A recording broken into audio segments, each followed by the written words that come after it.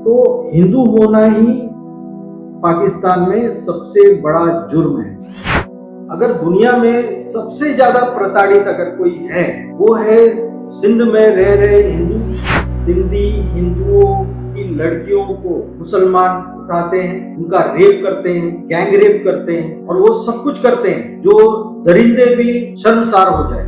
वहां पर target killing होती है और सुसाइड के नाम पर हिंदुओं की को मार के की लाशें दरख्त पर लटका दिया जाता है। बहुत सारे लोगों की लाशें जो है घर में पाए जाते हैं।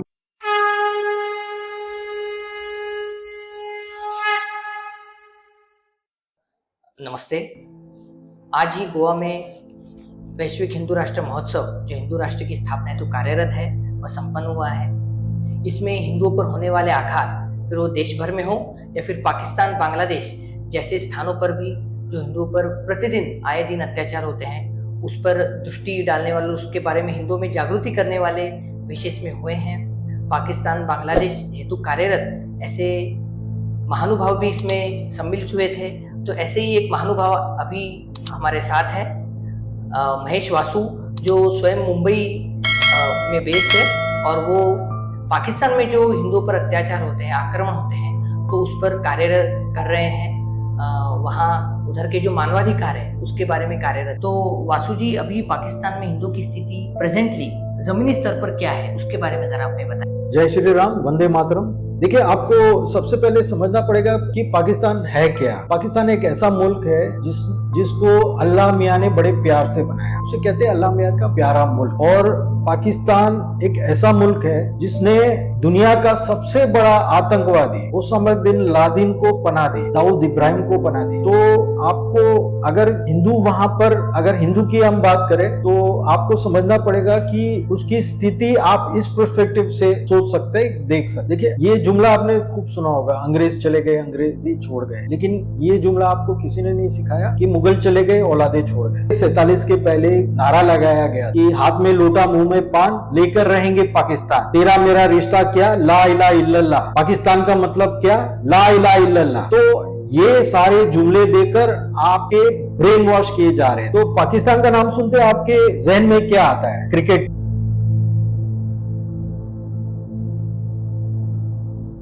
आतंकवाद।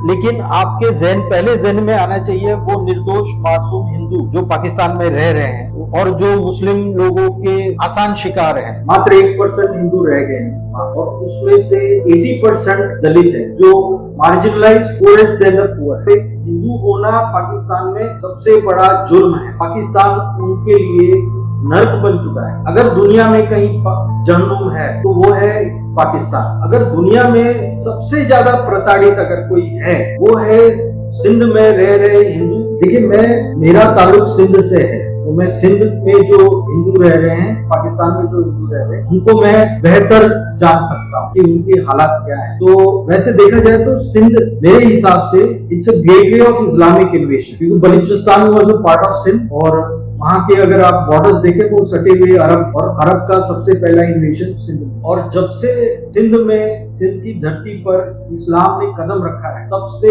सिंधी हिंदुओं की लड़कियों को मुसलमान उठाते हैं, उनका रेप करते हैं, गैंग रेप करते हैं और वो सब कुछ करते हैं जो दरिंदे भी शर्मसार हो जाए। देखिए, सिंध के अंदर कई सालों से मजहब तब्दीली के मामला चल रहे हैं, जिसमें 12, 13, 14 साल की बच्चियां भी हमारी नाबालिग उनको अगवा किया जाता है। उनका मजहब तब्दील करके फौरन शादी, एक घंटे के अंदर वो अगवा भी हो गई, उसका मजहब भी तब्दील हो गया और शादी हो गई। मजबूरन आज सिंध असेंबली के आगे इसलिए आए हैं कि खुदारा हमारी नाबालिग बच्चियां और शादीशुदा खवातीन जो अगवा हो रही है उनका मजहब तब्दील किया जा रहा है। ये बहुत जुल्म है हमारे लोगों के साथ और इसी जुल्म और नाइंसाफ की वजह से लोग यहाँ से माइग्रेट कर रहे हैं। अगर आप 2011 से पहले की अगर आप अखबार देख ले, न्यूज मैगजीन उठा के देख ले या गूगल सर्च, किसी मीडिया ने हिंदुओं के जो परसिक्यूशन और जेनोसाइड को कभी हाईलाइट नहीं किया, कभी रिपोर्ट नहीं, क्योंकि वो कोई इशू था ही नहीं वहाँ। अगर मैं मुसलमान हूँ, मुझे कोई हिंदू लड़की पसंद आई तो मैंने उसको अगवा किया, तो मुसलमान बनाया, दैट वाज अ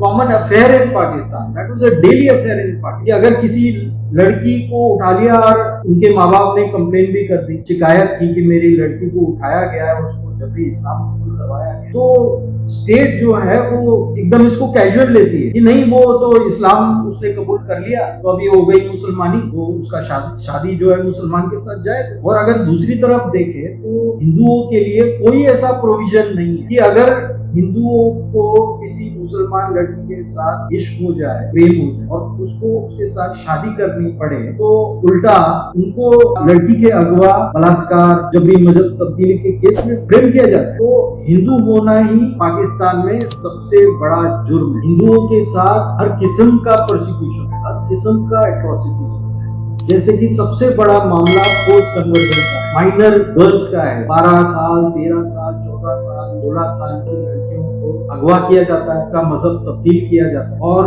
उनको किसी भी मुस्लिम शख्स से निकाह किया जाता है जो वो जानती तक नहीं वो मुसलमान आदमी है कौन। तो फोर्स कन्वर्जन के अलावा वहाँ पर टारगेट किलिंग होती है, साइड के नाम पर हिंदुओं की को मार के लाशें दरख्त पर लटका दिया जाता है। बहुत सारे लोगों की लाशें जो है घर में पाई जाती है। इसके अलावा लूट, टॉर्चर और जो जैसे मैंने आपको बताया कि 80% वहाँ पर हिंदुओं में से 80% लोग हैं जो marginalise poorest they are bonded labours, बंधुआ मजदूर।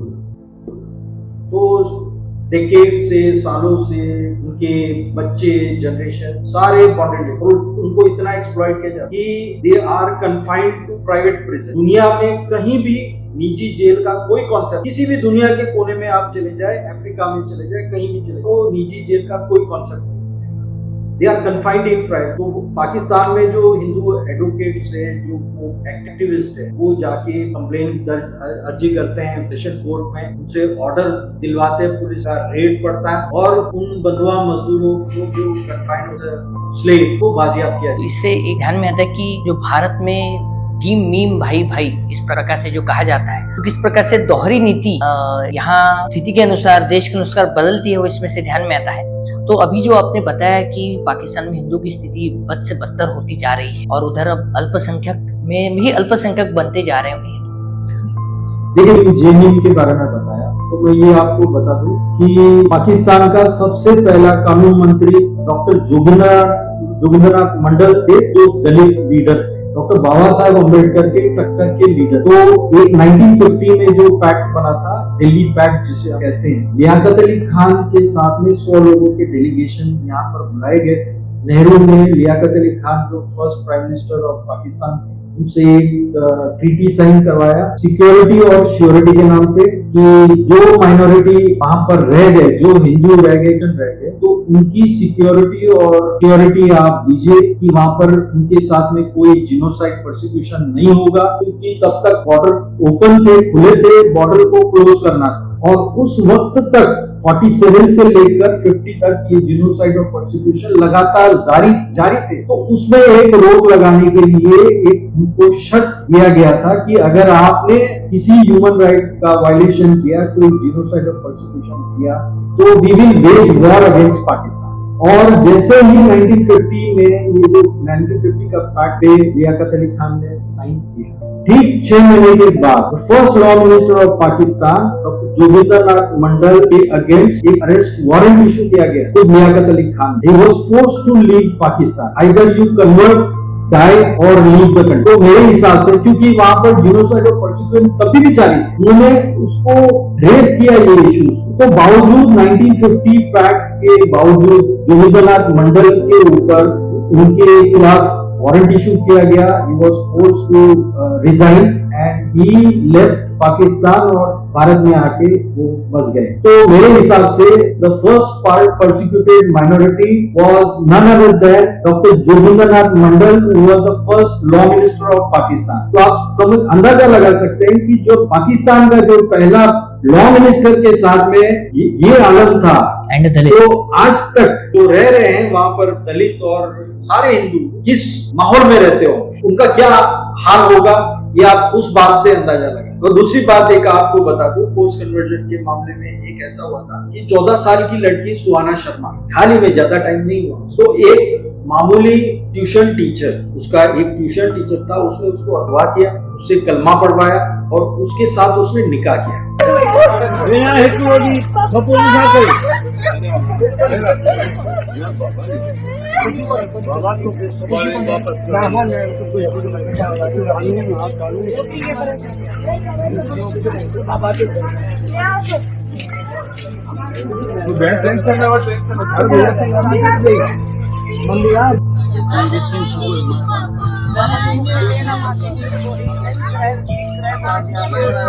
पाकिस्तान के सिंध असेंबली की मेंबर है, उसका नाम है मंगला शर्मा। मंगला शर्मा की ये भतीजी है। वो बेचारी स्पीकर के आगे गिड़गिड़ाती हुई रोने लगी और उनसे कहा कि कम से कम हमें तो बख्श दो। तो आप सोच सकते हैं कि ये जो मेंबर ऑफ नेशनल असेंबली है, इन्फ्लुएंशियल है, नामी गिरामी लोग हैं, तो उनका ये हालत है। तो उसके सामने एक आम, देखिए ट्यूशन टीचर जो है, आम सिविलियन जिसको कोई औकात नहीं है, तो उसको स्टेट कैसे उसको सपोर्ट करता है। तो ये हालत है पाकिस्तान में। भारत सरकार से आपकी कुछ अपेक्षा पाकिस्तानी हिंदुओं की रक्षा हेतु? देखिए, अपेक्षा तो मैं कुछ खास करता नहीं हूँ। पहली बात तो मैं एक प्राइमरी मेरा जो ऑब्जेक्टिव था, that was to raise awareness, major awareness with the Hindus in India. At least लोगों को पता तो चले कि भाई पाकिस्तान में हिंदू रह रहे हैं। आप किसी भी आम पब्लिक से पूछिए, किसी भी ऑटो रिक्शा वाले से पूछिए, काफी लोगों को ये बात नहीं पता कि पाकिस्तान में हिंदू रह रहे हैं। तो सबसे पहला जो प्राइमरी ऑब्जेक्टिव है मेरा अवेयरनेस। सेकेंडली, मैं भी ये एट्रोसिटीज हो रहे हैं, जीनोसाइड परसिक्यूशन हो रहा है, मैं लगातार 2 साल से इसको डॉक्यूमेंट करता हूँ। बकायदा उनको मैं मिनिस्ट्री ऑफ एक्सटर्नल अफेयर को joint secretary Pakistan Afghanistan PAI, उनको मैं एड्रेस करता हूँ और उनको मैं मेल भेजता हूँ। सारे डॉक्यूमेंट्स जो है, डॉक्यूमेंटेड रिपोर्ट्स ऐसे हैं कि it is been first of all categorised, किस टाइप का परसिक्यूशन हो रहा है। प्लस टेबुलर कॉलम में मैं सीरियल नंबर से उसको आप देखेंगे, date wise, date of incident,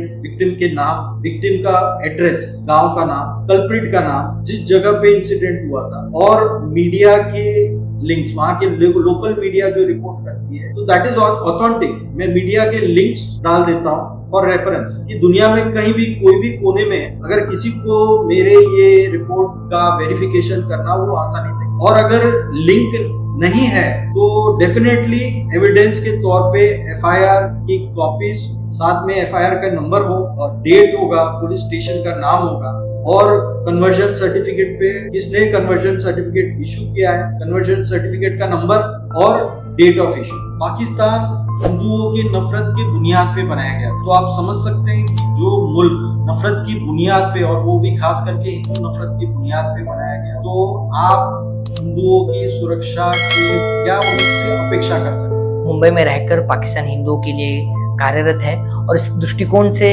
Bharat के हिंदुओं ने और अन्य क्षेत्र के भी हिंदुओं ने जागरूक होना आवश्यक है।